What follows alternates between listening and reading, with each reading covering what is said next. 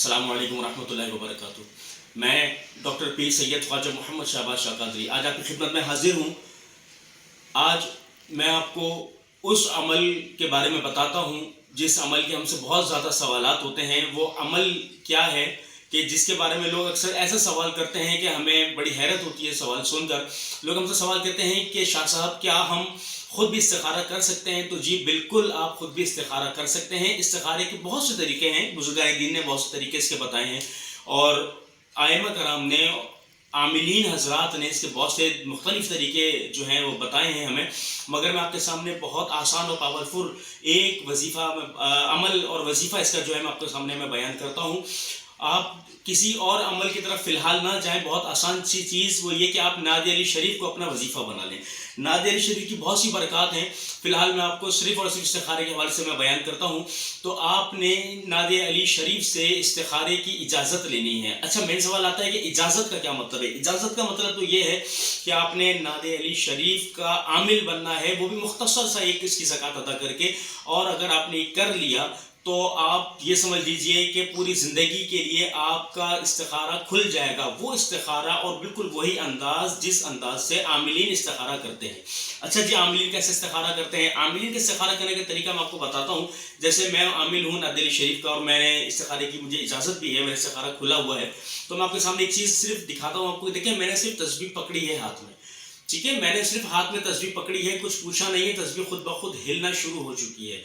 इसे कहते हैं हाथ में तासीर। हाथ में तासीर जब आती है जब आप मुस्तकिल इसके वजीफे को अपनी ज़बान पर सजा लेंगे और आप गुनाहों से बचेंगे, अपनी ज़बान में आपकी तासीर पैदा होगी। देखिए, हराम खाना, हराम बोलना, इन चीज़ों से बचेंगे तो इंशाल्लाह ज़बान में रूहानियत और तासीर पैदा होगी। सबसे पहले आपको इसका आसान तरीका बताता हूँ इस्तिखारे का खोलने का।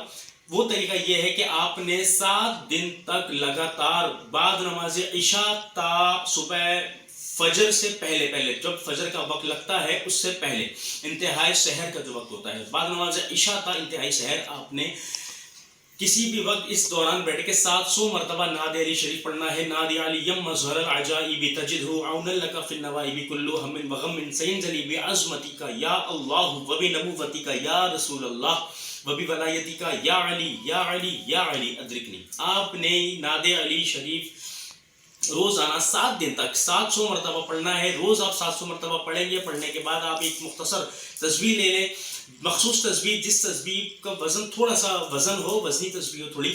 और तस्बीह लेने के बाद आप इस तस्बीह पर दम करेंगे। इसी तरीके से यही तस्बीह आपके 7 दिन तक आपके पास होगी। 7 दिन तक आप इस पर इसी तरीके से दम करेंगे।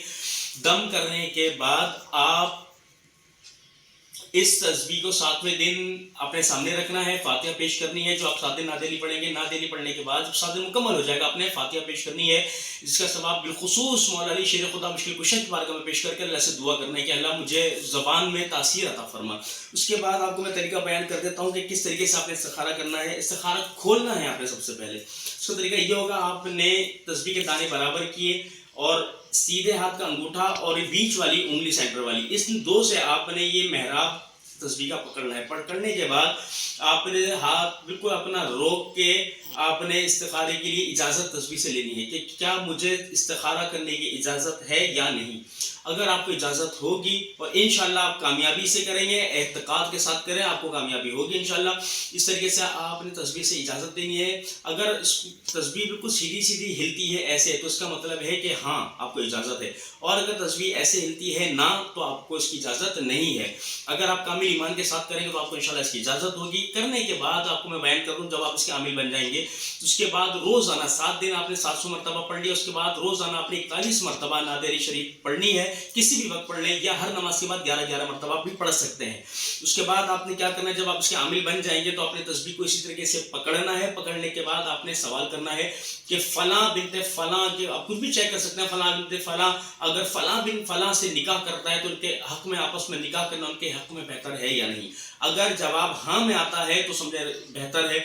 अगर जब तस्बीह यूँ हिलती है तो उसका मतलब है इनकार है। इसी तरीके से आप जो चाहें जायज़ कामों के लिए आप इस्तिखारा कर सकते हैं। आपको मैं इस चीज़ की इजाज़त दे दूंगा, मगर हर चीज़ की एक छोटी सी कीमत होती है। मैं आपसे एक बहुत छोटी सी इसका हदिया तलब करता हूँ। वो हदिया इसका इजाज़त का ये है कि अगर आप इस अमल की इजाज़त चाहते हैं तो मेरे इस चैनल को सब्सक्राइब करें, वीडियो को शेयर करें, लाइक करें, दूसरों तक इस पैगाम को पहुँचाएँ और अल्लाह आपको कामयाबी अता फरमाए। मुझे भी खुशूसी